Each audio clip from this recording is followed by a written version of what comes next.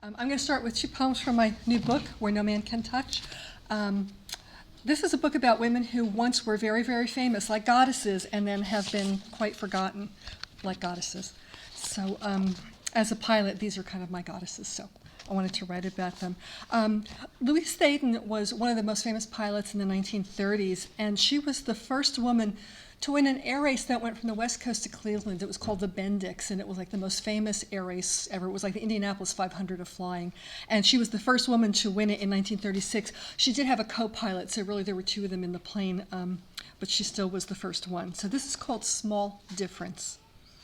A woman pilot, married with children, is torn between 2 loves.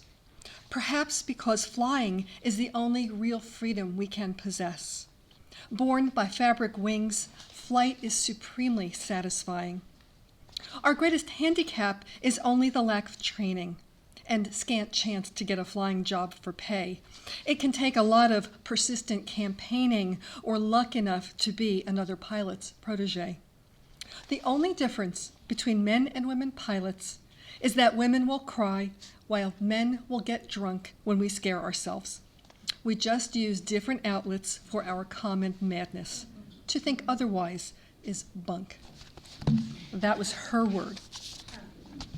2 years later, Jackie Cochran won the Bendix flying solo, and that was a huge accomplishment too. So I wanted to honor her today as well.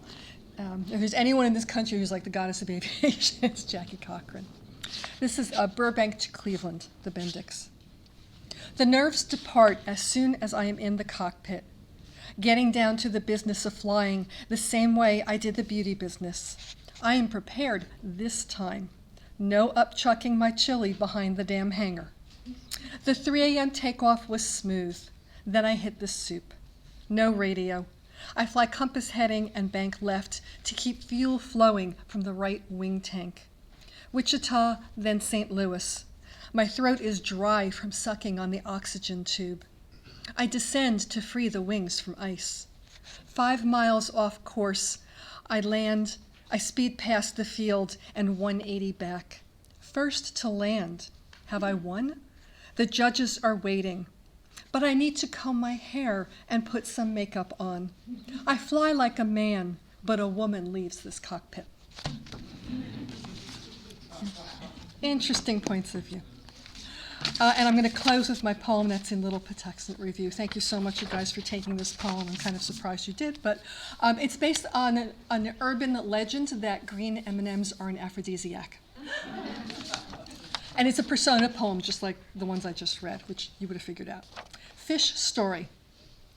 I was in the stern ladling chum this day when everyone else was ooh-la-laing over a whale in the bow. When the gulls all split down the middle, and this woman rises straight up through the fish guts like an elevator, except she has these translucent wings that sparkle like gumdrops, the kind with sugar on them. And she has long brown hair in front of her like a bra, and those wings lift her clear out of the chum slick, and she's hovering and bleeding a little from her right tail fin. So I ask if it was our prop, and she says no, she pissed off a starfish, and could she have a Band-Aid? So I grab the first aid kit and hand her one, and while she puts it on, I can't help but see her, and it shines like gumdrop color like her wings.